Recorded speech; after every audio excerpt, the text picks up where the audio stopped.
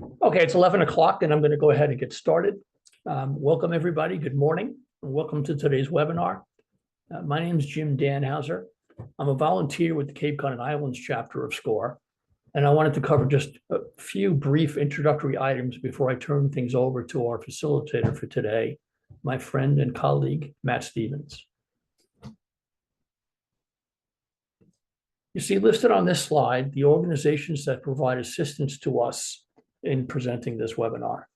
We're supported by the Cape Cod Chamber of Commerce and the various chambers of commerce located in towns throughout Cape Cod and on the islands, as well as by the Community Development Partnership located in Eastham.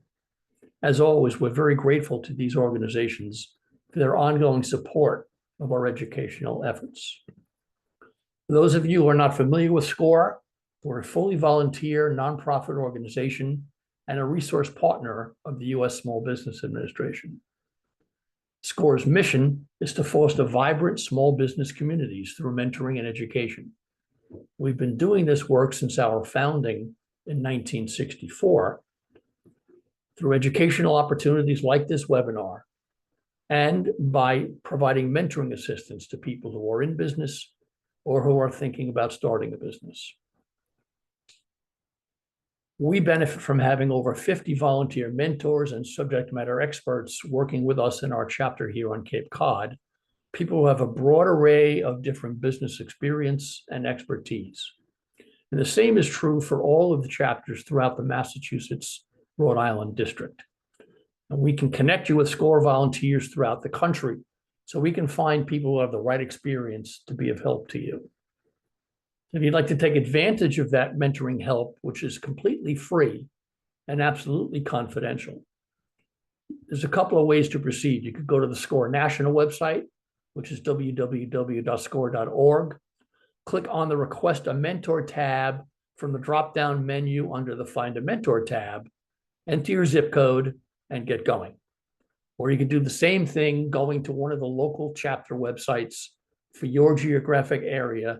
Those websites are listed here. Last preliminary, today's procedures. All participants other than Matt and myself have been muted. I'd ask that you enter any questions or comments that you have into the Q&A feature, which should be at the bottom of your toolbar. Don't enter them into the chat. Why? Well, I'm going to be following those questions as they get posed and sending them to Matt so that he can address them as they're asked. And it's just easier for me to do that as opposed to toggling back and forth from one feature to another. So enter them into the Q&A if you could. Finally, be aware that today's webinar is being recorded. We'll be sending a link to that recording to everybody who registered for the webinar within the next day or two after today.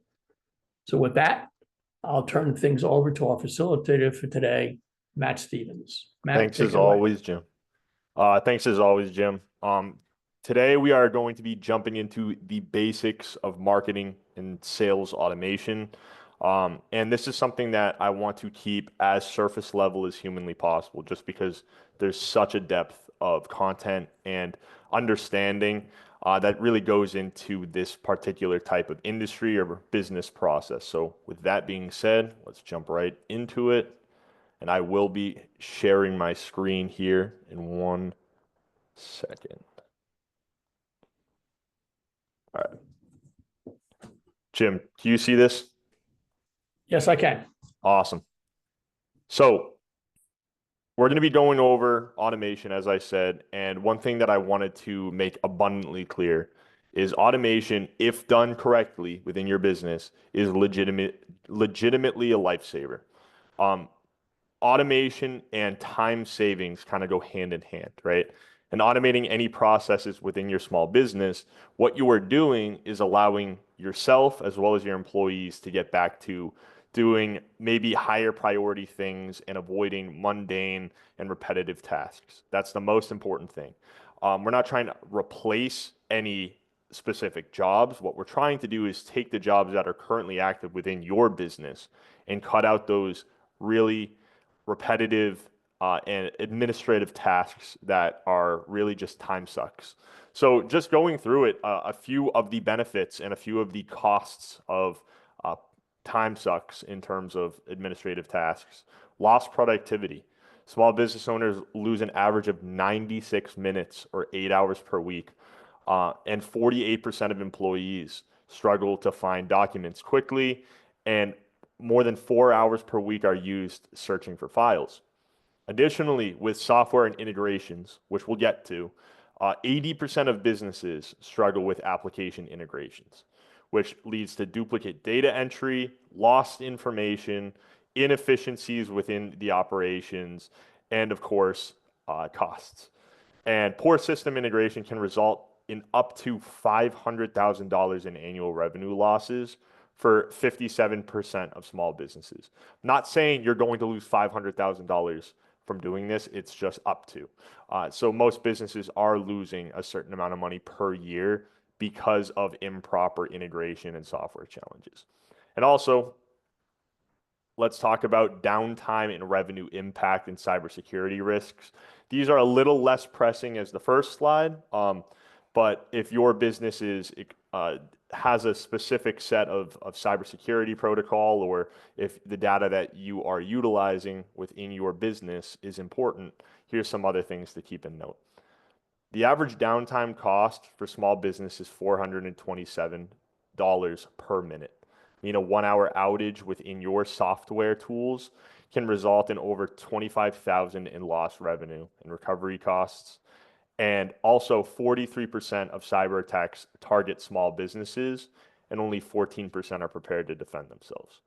But really why this matters, right? Forget about the nitty gritty of it, the cybersecurity, the downtime, even the productivity. Manual inefficiencies, poor software integration, and a lack of automation lead to wasted time, which leads to lost revenue and overall operational disruptions. And if you are calling in from a place within Cape Cod in a seasonal business, your time is your money. And outside of that, it's your life. Every hour that this type of stuff costs is one less hour that you can be using on different things. And in the seasonal economy where our year is already cut down, it's just even more important. So let's talk about what we can do to start kind of fighting back against the time sucks and the costly administrative tasks. So what costs time for you? A few of the usual suspects include managing your emails, data entry, inventory management, sending and receiving reminders, scheduling meetings and consultations, social media management, and even accounting and bookkeeping. So if you guys want, while we're talking about this, go ahead and throw in chat, what is your number one bottleneck? What is the thing that costs your business the most time? Throw it right in the chat. We'll see how that goes. But I'm going to continue here onto the next slide. So overall, you're going to see email a whole lot. Email is one of the things that will cost most small business owners and even medium business owners a massive amount of time per week. So your daily time investment in terms of email can be up or even over 5 hours a day in handling emails, which is a quarter of your work week. Again, this is not for everyone. Some people may actually have this figured out and spend around 30 minutes to an hour on it. Some may spend even more than 5 hours. Email volume, sending and receiving around 126 business emails a day. It may cost you up to 28% of the workday, which could be around 2.6 hours daily for your employees. And also the productivity impact, excessive email management could actually lead to a drop in productivity, and it could cost you around $5,800 per employee annually. Now, what I did is I took the hourly information from this slide. And what we're going to do throughout some of these cost slides is keep an overall hour counter. How many hours per day and per week, and what, based on the Massachusetts minimum wage, are you losing? And again, this is the minimum wage. So just from email costs, you're looking at around $232.50 lost per week on just emails. So let's jump back over to the chat. Some pretty cool stuff over here. Christine, email. Alina, email and inventory management. Scott, email. As I just mentioned, email is a big one, right? Technology for sure, Linda. That you see that all the time. Website, Quicken, social, um, an email automation system. Nadine, great shout right there. And then also just making sure that like you have that communication between different employees as well as a big one. So we'll talk about a lot of this type of stuff. But let's jump back into the email solutions, right? So I want to give you guys a scale to really say, okay, what is within my wheelhouse and how can I fix this situation with the tools that I have access to? Well, the first and the easiest way is to set up basic email filters. This may be something you're already aware of, and that's great. But overall, a lot of people don't even use the filters that they have within their Gmail or Outlook. When you are organizing your inbox, spending time searching for emails can really be a killer, right? We just saw it in the last slide. So one thing that I would recommend doing is jumping into your Gmail account. And you can access this through the settings, which is the gear up in the top right. You click that, you can go to filters and forwarding, and you are going to be able to create filters. Now, what I would recommend is you look at three things. Number one, applying labels so you can separate your inboxes into important information. Also, look at the categories and make sure to star the emails that are the most important. If you use Gmail's current, the way that they filter with AI is they actually have an ability where you can actually filter out your important emails based on previous sending activity. That's a great way to do it as well. So if you're not taking advantage of the filters, I would jump in there and look. And in terms of email routing, this is a really easy fix to that. Say, for instance, you have multiple employees and you have some type of incoming hello at or support at email for your business. With your filter, what you can do is actually, when something comes in, you can apply it to a specific label for an employee and actually forward it to their email address just from that inbox. And that way, rather than having to go in, figure out who it really makes sense to send this to, you can go ahead and send it right away. Now, again, this is rudimentary. The next step is using an email marketing tool. Um, with a lot of people, in terms of their service business and also retail business, if someone fills out a quote form or a form on your website, the best practices is you should reach out to them within 24 hours. Do you have the ability to jump in and immediately reach out to people? Maybe not. Maybe that's impossible for you. But if you're using a lot of web builders, for instance, Squarespace, Wix, WordPress, Weebly, Shopify, whatever it may be, right? You have an ability to link it to one of our email marketing automation tools, right? And those include MailChimp, Klaviyo, ActiveCampaign, Constant Contact, Aweber, on and up, MailerLite. Basically, every single one of these email automation tools or email marketing tools have automation features, some better than others. Um, and every single one of them has, at the very least, a welcome email. Now, a welcome email is very important because what you can do is set up an automation within your MailChimp or your Constant Contact, etc., that is going to immediately send out that welcome email. And the way that you do this is you go into your dashboard, you go down to your automation section within the left side. It's very easy to find in MailChimp and Constant Contact and Klaviyo and all the big marketing tools, and set up a pre-built automation using your form and your email. Most of the time, this is going to require you to integrate an app, and we'll get to that. I'm going to save that for a little bit later. But once you make that integration, it gets a little bit easier. The final way is really what this presentation is all about. It's what's known as a no-code automation tool. Personally, I use a tool called Zapier. but there's a lot out there, and we'll get to that as well. And what this allows me to do is it allows me to have complete versatility in terms of how I want to build this process.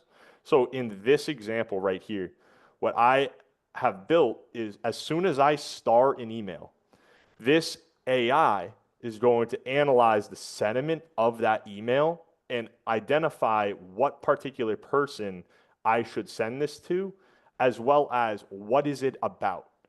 And then I can add a record within my CRM and trigger a button so that if I click that, I can then send them a follow-up email based on that initial information. This is already built into Gmail. This is something that Gmail recently added. But this is just something where if I wanted to build uh, a little bit more steps in between, I can do that. And this allows you to really customize how you want to route emails. And the beautiful thing about these tools is the way that you can use them is go in and explain exactly what you want it to do, and it will help build it for you. So that's the easiest way, or the easiest ways, I should say, to start filtering those emails. Now, this situation with email and navigating your email management is different for everyone, right? So what is really extremely important is before you start making any fixes, go to Google, even go to an AI tool, go to someone like Score and ask, hey, this is what I'm trying to do. Do you know a specific way, and what is the best way for me to go about doing this? And if it's a complex method, I would recommend looking into some of these no-code tools. But if it's something that you think is going to be pretty simple, I'd really lean towards potentially looking into the filters within your email inbox or the integrations that you have access to with the tools that you already own to keep that extra cost down. So that's emails. Matt, let me pose a few questions that have come in about emails. Absolutely, Jim. Okay. Is there a way to have different emails categorized in different tabs versus stacked where you have to scroll down and through the different sections? Absolutely. So what you, in that particular case, that is an example of a way to use the filters, right? So I'm actually going to see if I can progress backwards here. It's an interesting phrase, progress backwards. Right. Yeah, I know, right? So we progressed backwards to this initial step within the email. So what you would want to do is enter this filter section, right? And this is the way you access this within your Gmail is you click the settings gear at the top right. You go over, there's some tabs right at the top, and you'll see filters on one of them. You're going to go ahead and click the that filters tab, and then it's going to ask you to create a filter. Once you create a filter, it's going to ask you if there's an incoming thing that you want it to look for. And you can say, okay, I want any email that's to a specific email to then enter this filter. You can even use the email that is the one that's being sent emails, the inbox email, I should say. So I can type in my own email, right? matt@chatamoaks.co, for example. And that way, anything coming in to that email would have this filter applied to them. Then it's going to ask you this search criteria, right? So what I would do is I would look at the labels, apply a label. If you click this drop down, this choose label, this is going to allow you to create a specific label. So any incoming email that matches a particular search criteria is going to then be applied to that label, and then the labels are going to show up at the bottom left. So then you can go down to those labels, click on the label that you want, and all the emails that are labeled that are going to be right there. Another question. I am a Wix user. Are these systems available in Wix or are they add-ons? Yeah, I think so there we're talking about probably about Zapier and the other tools. yeah, so Wix per se actually has an entire integrated Wix automations. As an automation technician myself, I would say that Wix does a really good job for a website builder. And this step-by-step thing that we talked about right here with the welcome email is actually integrated within Wix itself. So if you look over on the Wix dashboard on the left side, you're going to see a section that says automations or marketing. You're going to want to click that, and it's going to show you either with the word workflows or automations, a tab where you can actually set this exact thing up with your welcome emails. You could also use it as an abandoned cart email. I don't want to get too in depth on it. I know we're talking about emails here, but that's like the easiest way to set it up with Wix is using their internal tool. And then finally, are there AI-driven / automated email marketing programs for e-commerce? Oh yeah, hundreds. What I would recommend in terms of the e-commerce side of things for email is go to whatever tool you use for e-commerce and look up in Google whatever tool it is. Let's say Shopify, right? Shopify email integration. Just type that in. And what that's going to do is it's going to pop up Shopify's integration list. And we're going to talk about this. This is actually something that I have further into this slide. But within that integration list, Shopify is going to prioritize the integrations with email systems that they have the best connection with. And the connection just means that the data seamlessly is able to transfer back and forth. Look for the ones that they really advertise for and put up there. Because a lot of times, if they're advertising, it means the integration for that particular thing is very solid. With Shopify, for example, MailChimp is phenomenal. Klaviyo is phenomenal. Those are the two that I've seen that are incredibly, very good, like incredibly good at this type of stuff. And it also offers like more nuanced and stuff like logic, if then statements. So it allows you to really run with that. But I would definitely Google that. There's a lot of possibilities. I mean, especially with AI coming out in terms of just people being able to create their own software as a service tools. A lot of people are finding very distinct niches and building tools specifically for that niche. So you may be able to find one of those as well. Anything else, Jim? No, go right ahead. All right, let's run it. So going through, let's talk about the second most annoying, or in my opinion, the most annoying data entry. Now, data entry on average, small businesses dedicate around 25 hours a week for manual data entry. And I know personally some Cape Cod businesses that have a POS system and an e-commerce store, and any products that they sell on their POS system, they have to then manually enter into their e-commerce store. You don't have to do that, and we'll talk about that. Impact on productivity. Over 40% of all workers report spending at least a quarter of their work week on manual repetitive tasks with data collection and data entry occupying a substantial portion of this time. Now, I want to ask you just to think about this. Don't put it in the chat. Think about how much time you personally would save if data entry just was not a thing you had to worry about. Just think about that. Specific task breakdown.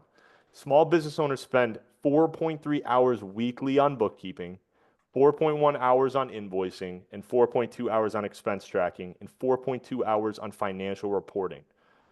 So again, not all of that is data entry, but that's an insane amount of time on a weekly basis. And our hour counter, as you can tell, went up. So now we're at 8.5 hours per day and 40.5 hours per week. And this is an average small business. I'm thinking for solopreneurs, that's almost impossible. I mean, if you're doing that 8.5 hours per day, that's your entire day. But your mass minimum wage right there, you're looking at $607.50 lost per week. And it's only going to get worse. So let's talk about two simple solutions. And this is where we're going to jump in with the integrations. So first and foremost, one of the number one most difficult tools with data entry, and Jim can attest to this because Score does a whole lot of stuff with this tool, is our favorite accounting software, QuickBooks, right? QuickBooks integrates with every e-commerce store under the sun. It integrates with most web builders. And really what QuickBooks is in terms of the application's use case is it's bookkeeping, right? It's bookkeeping, invoicing, expenses, revenue. It's your business in a snapshot. And obviously, you want to make sure that data is being sent to QuickBooks on a daily basis so that you don't have to manually enter these journal entries, these transactions. QuickBooks does a great job doing it for you in terms of credit cards, bank statements. But sometimes there are certain banks that may not have that direct integration, and you have to really lean into one of these tools, right? PayPal is a very common one. Square is another very, very common one. So when you're setting up these integrations, this is going to solve a lot of your headache in terms of sending the data there, right? When you're collecting payments on a Square POS system and you export that and then upload it to QuickBooks, that in and of itself is data entry. This is going to allow you to connect those dots, right? Once you sell a product on that POS system, it's going to find that product within QuickBooks. It's going to reduce that inventory, and it's going to then add that transaction to your QuickBooks account automatically. That's part of it. I cannot spend time today going through every single one of these integrations. It would be hours long, and you guys have better stuff to do. But if you are using a POS system, or if you're using some type of payment software or online invoicing tool, another thing that I would do is go to Google or go to a ChatGPT or Gemini or whatever you have access to, right? Either a search engine or an AI tool, and just type in, hey, I am using this POS system with this particular software, and I am looking to integrate directly to this particular type of bookkeeping software, right? It doesn't have to be QuickBooks. It can be Arrow. It can be whatever else. How would I go about doing that? And give me a step-by-step tutorial on how to do that. There's YouTube videos that answer this question, but it's possible. What I want to just say is it's possible to speed that time up. And it doesn't just have to be bookkeeping, right? We could be talking about if you're working with spreadsheets. A lot of times the easiest way to upload a spreadsheet is by exporting the CSV and uploading the CSV, but sometimes the fields are wrong, right? So there's tools out there that can help that data transfer as well. So if you add a newsletter sign up on your website, right? Let's go back to Wix, right? If you add a newsletter sign up on Wix, there's an integration to add that to your MailChimp audience, your Constant Contact audience, your QuickBooks as a customer, your CRM, if you use Zoho, if you use Salesforce, whatever it may be. And that way you can do that in one fell swoop. I'm not going to go super in depth to these integrations just because it's going to take a whole lot of time, but I would implore you to just make sure that before you spend that time with that manual data entry, do the research on the integrations because they exist. They're here. If you don't want to do an integration, I'm going to go back to my favorite tool, and I'll explain it a little bit longer. But this is this is an automation that I created within Zapier. That anytime we add a new item on a Square POS system, it's added to a specific table, and this table then sends it out to every other e-commerce store that we can operate in. So inherently, if I added a catalog item within my Square POS system, this automation would then be sent to an Etsy store, a Shopify store, Facebook, and Instagram in 1 second. It would just be done, ready to go, and all of those data items would be completely matched in a way that you're really not going to have a whole lot of issues. This is a little bit more time consuming, but once again, if you need to build something that's a little bit more than just a one-to-one, I call it a two-way sync. That's the term in the industry for it, where you're sending information from one tool to another and then vice versa. You can create something that you uploaded on one tool and it spreads it out throughout your entire operations. Same thing goes for any other tools that you use. If you add a blog post to your website and you want to share it on your newsletter, on Facebook, and on LinkedIn, right? There are of course, could be an integration to do just that, or you can build something a little bit more nuanced that might use AI to rewrite some of the content. Um, that's just an example, quick solution. But once again, before you look for those solutions, do the research. Figure out if there's an integration that does it. That's the easiest way. If the integration wants you to pay for it, then I would say, okay, maybe let's look for something that might be a little bit more nuanced and a little bit more complex. But typically, it's going to act a little bit more cost effective. Matt, Jim, hold do on we a have any second. questions? Yeah, I was just going to pose them. Somebody asked, are there alternatives to QuickBooks? Now, clearly there are. Matt used QuickBooks as an example. There's plenty of other accounting systems that are out there, whether it's Wave or, and they can be less expensive than QuickBooks, depending upon the QuickBooks version you're using. So we're not advocating that you use QuickBooks. We are advocating that you use an accounting system. And if you use, for example, somebody asked about the Wave app instead of QuickBooks for bookkeeping, that's fine. Yeah. And all Matt is really talking about is how do you accomplish integrations? And if you're using Wave or another system instead of QuickBooks, as Matt said, do the research. Just hop onto Google or whatever search engine you use and ask for integrations with a Wave bookkeeping system. Yeah. And really, guys, the goal of this presentation, if we were to be talking about the very fine details of every single one of these processes, it would take us all day. It would probably take us 20 years, right? The goal of this presentation is I wanted to make sure that you guys knew that tools like these integrations and like these data connection points, right? They're called APIs. They exist. You're able to connect your tools that you use. I always advocate to try to keep, I call it your toolkit or your tool suite, as small as humanly possible, right? You don't want tools that overlap. You want a very clean slate of tools that all work very easily together. Now, that's very difficult in this day and age, and there's so many alternatives out there for every single tool on the market.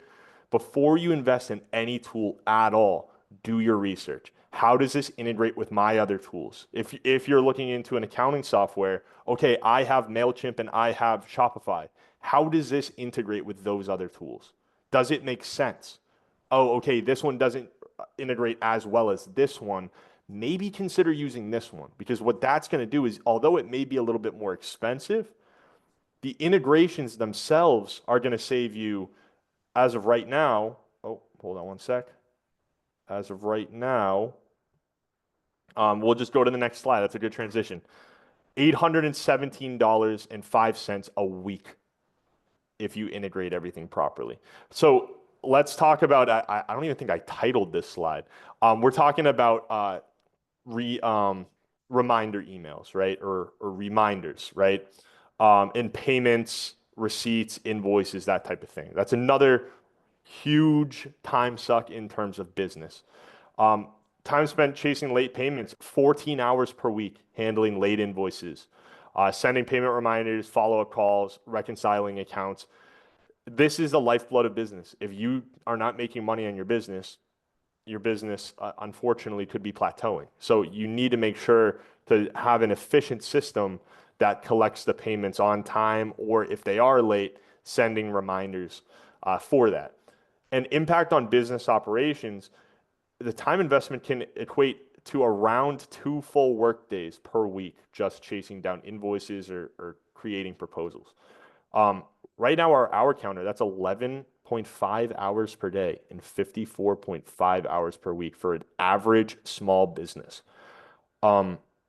This next slide, we're going to talk about how to mitigate that.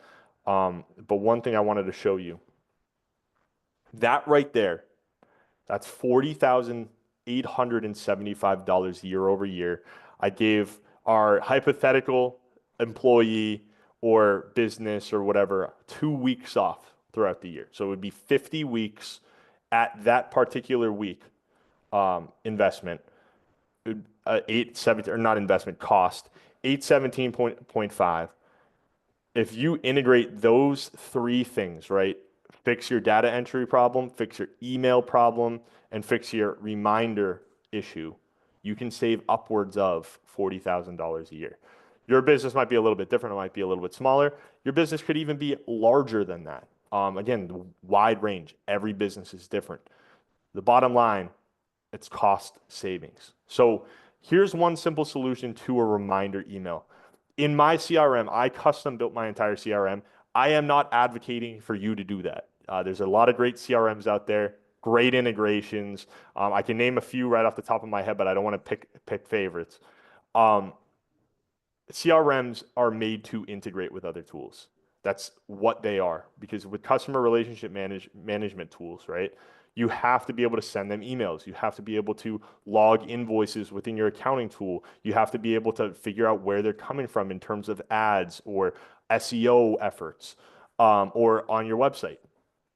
So within our CRM, after a certain amount of days, this is the manual version of it. I would click a button, it would basically draft an email, and it would create a draft within my Gmail that I can then send out to that person saying, hey, by the way, I just wanted to let you know your invoice is a late payment, right?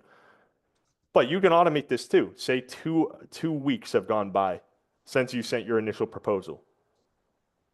This can schedule that, and as soon as today's date matches the date 2 weeks in advance, it can then draft this email for you and send you a notification either through SMS, through your own email, through a Slack channel, Trello or Asana, one of the project management tools, to then say, hey, by the way, you have a draft waiting for you with a reminder for this particular client who hasn't paid.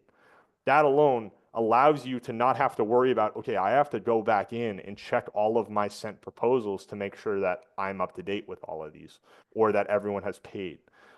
It's going to allow you to be able to kind of do what you need to do and the invoice reminders to take care of itself. And the same thing with payment notifications. Say someone has paid and something is already within your Asana, you can even create something that as soon as you see that invoice, it can check if they have an outstanding payment and then remove that Asana task or remove the message and say it was taken care of. Automation's crazy. I mean, it's only going to get more and more strong in terms of operational benefit. I couldn't think of the word. Operational benefits to your company as time goes on, as AI gets a little bit more complex. But the most important thing is to start. Start simple. What's the number one biggest bottleneck? What do you need help solving?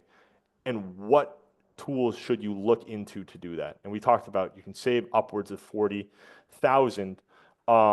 Here's another example of a bottleneck that you may be looking at, right? Is scheduling, right? An average 1 hour and 42 minutes per week on scheduling and rescheduling meetings for office workers, right? And that's individual office workers. Employees participate in an average of 8 meetings per week, 30% attending more than 5 hours of meeting weekly. And excessive meetings, again, this is just a little bit not as applicable to kind of what we're talking about, but meetings themselves are pretty heavy time sucks. So this automation right here, as soon as a button is clicked within our CRM, we can automatically schedule an event based on a date that was set to us from an incoming customer, and then send a Slack message confirming it. So this is another option on how to build that particular thing. Don't want to throw too much at you guys, but I use a tool called Zapier. Zapier is a no-code tool. It integrates with 6,000 apps. I'm going to do a live code at the end of this, so you guys can kind of see how this thing works. But there's a ton of different alternatives, right? You have Make.com, which was Integromat, which is a little bit cheaper, but has a little bit less integrations and app integrations. Integrately, which is another one that's a little bit cheaper, but has a little bit less integrations as well. Pipedrive, I believe this one is Nation. This one's really, really complex. I would say that if you want to get started, don't use Nation. And then if this, then that is really, really cool too. This one's simple, but you can actually build like some home home automations as well. So like as soon as you pull into your garage, you hit your garage button, it like turns on certain lights in your house. Cool program, a little spooky. I don't know if I would use that one. I'd focus on the business itself. But if you guys are just getting started, the top three are great. Make, Integrately, Pipe Dream are great, and Zapier is the easiest one to use. It is one of the more expensive ones, but it does have a free plan for up to 750 zaps. Again, not paid to be promoting this. This is a tool I use. Don't use it if you don't want to, but it's a phenomenal tool. And what I want to do is live code, but let's take some questions first. And then I want everyone to throw in chat. Let's see if we can get like a poll going. What is something that is a bottleneck to your business that you need a solution to? And let's build it. Let's just get it done. Let's figure it out. Throw it in chat. I wanted to see if we have something that a lot of people really want to see, if we have any overlaps. Jim, do we We have don't any have any questions? questions that you haven't gotten to yet, except one person asks, how much does Zapier cost a month? I believe Zapier has that free plan that I mentioned. I think most of them do. The only thing with the free plan that I would be aware of is you don't have access to multi-step zaps. That's the biggest issue, right? So say for instance you wanted to build a zap that connects to two tools that may not exist. Zapier that can be done on the free plan, right? So if you wanted to connect a new product on Square to a new product on Shopify, you can do that. Shopify, I actually believe, is a premium app. That's another thing. Certain apps are premium apps. I don't know how they dictate that, but you can't use them unless you have the paid plan. The paid plan, I believe, starts at $29.99 a month. So a lot of them are around the same price. It's not bad for what you get. And overall, make.com, I think, is pretty similar as well. Let me just go back. Make.com, yeah, $10.59 per month. Definitely less app integrations, but like Integrately, $29.99, and Pipe Dream is $29 per month as well. But you're looking at like 1,000 app to 14,000 application integrations. And then if we look at Zapier, I mean, right now they have, I believe, around 7,000, which is nuts to me. But yeah, let me pop out of this real quick. Exit slideshow, and what we can do is live code. But we seeing anything within the chat in terms of stuff people want to build? Automating drop shipping on product sales. Yeah. That is something that I would look into in integration for, because there's a lot of really good. I would look at Printly is very solid. Printful is really good as well. And then yeah, let's just let's see if we can build that. So first and foremost, within Zapier, right, you're going to have this Copilot. Copilot's cool. So if I wanted to, I could explain what I want to build right here, and it would help me build it, right? But with drop shipping, right, it's a little bit different, because what you would need in terms of the drop shipping company, this is a kind of a tough example to jump into. You need a warehouse that is somehow connected to where you want to send certain things. So I would say like what I would look for is this app right here. I don't even know if they have it. Printful. No, but they do have Printful on, if you have Shopify, that's a really easy way to use it. But if you sold something on Shopify, right? Let's say we have Shopify here, and we have, where is it? No, that's, sorry. We need it for the trigger. Shopify. So if we have Shopify and we have a new either account enabled, I would say the easiest one would be new fulfilled order and new ordered, right? You can do new paid order as well. I'm going to connect. Yeah, I'm not going to be able to do that just because I don't have an account connected. But what this is going to allow us to do is add this new paid order, and we can even in between add if it's a particular product, right? So if we wanted to add a filter, we could add a filter and say, okay, this particular product, the category is a hoodie, right? Or the category is clothing or merch or something like that. That way, this wouldn't trigger on every single one of your articles of, or your products, right? It's just a specific one that you're looking to drop ship. Then what you would do is you'd have to have some type of management of a warehouse with your goods in it. That's the tough part, right? Because a lot of applications may not have that. Um, I know that Printful does have that integrated within them. I would just, again, this is an example that I would say look at the integrations first. Don't build a no code solution for it. But if you have like a warehouse that you're basically just need to notify them of a sale, what you can do is then push that sale within an email notification. We can change this to Gmail and then say send an email. And that way we would be able to send this email to the warehouse's email saying, hey, we just had an order of this. Please send this to, we can collect the address from the Shopify, pass this through to Gmail, and add the address within the email that we're sending to the warehouse. So that's just one example of one way that you can use this. Now, one thing that I will say is one of the more common ones. Here we go, Jeff. That's a good one. Offers their email in the question. Can Zapier capture that and add it? Let's check it out, right? So free Facebook group. So we'll go over to change here. So we'll do Facebook group, Facebook lead ads, Facebook net messenger, Facebook pages. They used to have Facebook group. So when they're typing in within your Facebook group, right? Offers their email in the questions. I believe when they sign up, you know, this is interesting. Facebook pages, new recommendation. No, gotta try something else.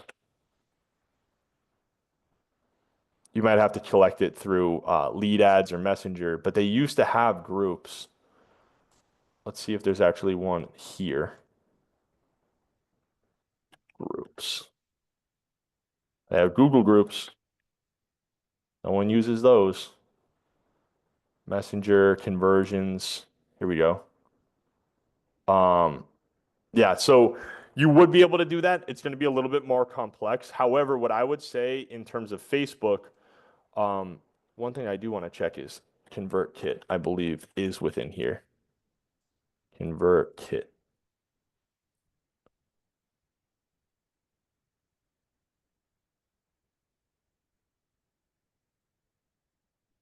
Yeah, maybe not. So that one I would again look for a direct integration. It's going to make it a little bit easier.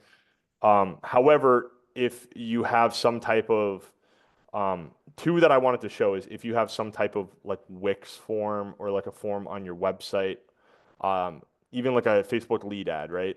That you wanted to collect, you can use Wix or you can use Squarespace, completed form, CMS forms, or just forms right here. And then you can send them that welcome email just like that. Send them an email. You can filter based on a specific field that you're collecting. That's another option. Another huge bottleneck that I see in business, in Cape Cod business retailers, is that data entry issue. Say we're talking about a Square POS system. We can have Square trigger new payment or new order. And then what we can do is go over to Shopify. And within Shopify, we can update a product right here or update inventory quantity. So once you buy something on Square, of course, Jeffrey, once you buy something on, or when someone buys something on your Square POS system, this can automatically update the inventory quantity right here with line item support. That's pretty important. And that way you don't have to then, okay, I'm reducing it from my Square. I got to go over here and reduce it from my Shopify. And additionally, say for instance, you have an online store on Wix. I believe Wix pretty recently actually did not have this functionality. Yeah, they don't. But that way, if you have that online Shopify store, you can easily make sure that the inventory is the same. And if you wanted to add that to Google Sheets as well, create a spreadsheet row. That way, if you do need a backup, you can start creating daily spreadsheets on your sales, or even send it to QuickBooks, right? You can go ahead and add QuickBooks as well. QuickBooks Online, and create an invoice or create a payment or a purchase order or whatever you need. So there's a few applications. I don't want to throw too much at you. The real goal for this is to make sure that it spurs the curiosity of what these tools can do. You can go into them and you can basically create what you want. If you ever need help with tools like this, there's not too many experts. Zapier has their own experts. I would recommend just going directly to SCORE or towards one of your local chambers, or even the wider Cape Cod chamber, asking those questions. People there are going to be able to help you out. Harry, We have a couple more questions, Matt. yeah, great question right there. How is it different from Power Automate? Very Right. similar things. Different interfaces, different number of integrations. I would say Power Automate is a little bit more advanced than Zapier is right now, which is surprising. But it's actually Power Automate is one of the more the faster growing tools of this nature. It's really up to preference. It just comes down to the price tag, the accessibility, and really what you want to build in terms of the integrations that are available. Pretty similar though. Will one have more integrations available generally than the other? In terms of tools, Yeah. yeah, I would say that the one, this is actually, again, I might not know the full story here. The one I know has the best amount of integrations is Zapier. However, Power Automate is quickly catching up in terms of integrations. Make.com has been adding them because they are one of the competitors. And really, the beautiful thing about this, guys, is this is scratching the surface, right? This is 101. Every single one of these integrations are what are known as an API. Am I going to get into APIs right now? Absolutely not. But what APIs do is they carry data from one tool to another. And most software tools have API ability through Connect, right? So if you have a tool that's essential to your business that doesn't have an integration with Zapier or with Power Automate or Make.com or one of these, if you find the right person, they can assist you with developing a custom API to do just that. Somebody asked, are there any courses or YouTube channels we can review for more on these tools? Yeah, I would say the best place to start is YouTube. YouTube really, one of the things is, again, this is a very nuanced industry, unfortunately. So your integration may be like the first of its kind, like you're the one that you're looking to develop. One of the best ways to learn it is to help yourself code it with an AI tool, or jump on YouTube and look up if you're using a specific tool like QuickBooks, hey, QuickBooks integrations, or YouTube integrations, or Twitter integrations, or Wix integrations, whatever it may be, and just do the research that way. It's the easiest way to figure out really what you're going to need. But most tools nowadays, there's some that are a little annoying in terms of their closed source tools. X is actually one of those tools for builders like this. But a lot of modern tools are open source in terms of you can build your own integrations pretty easily. The other thing I'd say is you don't have to be an expert, No. and you don't need to aspire to be an expert. There are simple things Matt talked about earlier, which can do a lot of this for you without getting into Zapier or Power Automate or any of the others. Yeah, and exactly what Jim just said. Don't start at the top and work down. Start at the bottom and work up. Check what is available within the tools that you're using first and foremost. What are the integrations you can use? Some tools have the best integrations that are built by professional API developers with solutions for a lot of the questions that you're asking. And also check into Gmail, right? The filters, and check into MailChimp for their automation journeys, and check into, there's a lot of really solid tools that have applications that can really solve some of these issues for you guys. A couple of other quick ones, Matt.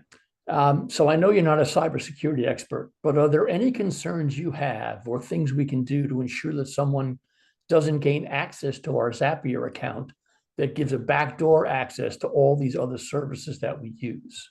Yeah. So again, it all comes down to one thing, right? Your sign-ins. Your sign-ins are the most important thing in the world. And more companies are pushing for two-factor authentication. Now, as someone who assists businesses with tools like this, they are the bane of my existence because I have to then ask them over the phone, hey, what's the code I need to get in? However, they're the best defense. And really, not only that, make sure you're consistently changing your password. And within your Google account, if you're using that to log into a lot of different things, make absolutely sure that you have two-factor authentication on your Google account. It's the easiest way to start. Um, Additionally, if you start diving into APIs, which again, I would not recommend, that's not the takeaway for this course here. Um, if you do delve into it, you're going to learn a lot about how important API secret keys are. That's another way to make sure that you are encrypting your data. Zapier does that for you. You don't have to worry about it. Most of the other tools we talk about do the same thing. So, and then Madhu, to answer your question, they already have AI agents within Zapier. I don't think they're going to compete with a lot of the AI tools that are out there in terms of like their functionality. But for people that are starting from the ground up, that are going to start dipping their toes into this field with AI agents when the time comes, I think it's going to really benefit the beginners. And I think we need more coverage for the beginners because everyone deserves to automate, right? But great question. Can you make an example with Sales Funnel? Like a sales funnel or with Yeah, sales funnel? with a sales funnel. Okay, yeah. So let's talk about, for instance, and again, this is so rudimentary. So let's say that we have, and we can even just use new order, right? New order, once we have a new order, we send it to a particular CRM. Let's just use Zoho CRM. So we add this to the CRM and we can update. Let's convert the lead, right? So if they order, we convert the lead. They're now a customer. So what we can do now is, let's say you have a funnel where you want to then add them to your email list, or for this example, we can delay for 3 days. And then what we can do is queue up an email. We can send them an email in MailChimp, send them an email with Gmail. I would recommend using an email marketing tool. If you saw any of our email marketing score presentations, it's always better to use an email marketing tool to make sure that you're protecting your domain name. So if we were to do that, maybe what we would want to do is also add a subscriber, create, where is it? Add Add update update subscriber. subscriber. There it is. So now that we've added the subscriber, maybe we delay for 3 days. And again, you can do this within MailChimp. But within MailChimp, maybe we delay for 3 days and then we send them a specific email. So we would send the campaign, we would pick that campaign, we would add our account, we'd pick whatever campaign that we want to send, and then we would use the information that we've collected from the Zoho CRM, from the Square, from the MailChimp to populate that. Like if we wanted to, we could even add an AI and we can prompt it, please extract all necessary information for a continued sales funnel in order to send an email to a potential hot lead. And then this campaign, what we would probably want to do is add some type of complementary product to this new order that may pique their interest once again. And then based on this information, and if they click it, then we can kind of do it again, right? Delay for 2 weeks, right? This is another just delay for 2 weeks. And once again, this is very rudimentary. I wouldn't suggest doing it specifically like this. I think I would use the CRM and your MailChimp a little bit more to keep it a little bit more condensed into the tools that you're using. But that's just one example. Additionally, like if you wanted to, you can, of course, build one that based on a form submission, you send them a welcome email, and then using that welcome email and what they clicked, you can then send them another email. That's something, again, I would look into using MailChimp, Klaviyo, Constant Contact to do just that, because they have tools that are built directly for that. But those are just two examples of potential sales funnels that you can use with Zapier. Anything else? I know we're at time, Jim. No, I think we've about covered it. You have any closing remarks you'd like to say? Yeah, I think the only thing, and I'm going to reiterate it again, start low and go high, right? Start with the basics. Figure out what is your tool suite. What tools do I use on a daily basis? What do I need to run my business? From there, research those tools. How can I integrate with my other tools in a more effective manner? Use Google, use AI, and use SMEs like myself and Score to really figure out what the best way of pulling it all together. Score can help you guys with that. And then from there, and once you kind of have those integrations done, then you can start thinking about, okay, I have all of this automated. Now, how can I grow this? How can I build things that integrate with other potential tools? How can I make things a little bit easier for my employees? And how can I even automate some of these administrative tasks? And if you start low and go high with just incremental steps, you can save thousands of dollars. That's my closing arguments.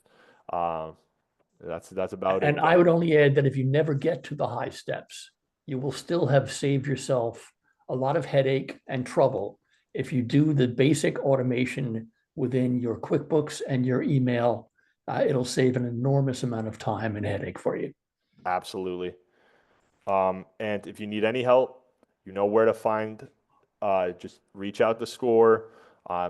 Find a mentor, find a subject matter expert. The mentors will pair you with the subject matter experts. And as always, we'd love to help you guys grow the business. Listen, Matt, that was terrific. Thanks everybody for joining us. We will, as I said, be sending out an email in the next day or two, which will include a link to the discussion. It will come from my email account. So if you have follow-on questions, you can fire them to me. Thanks a bunch, and everybody take care. Have a great day. Take care, all.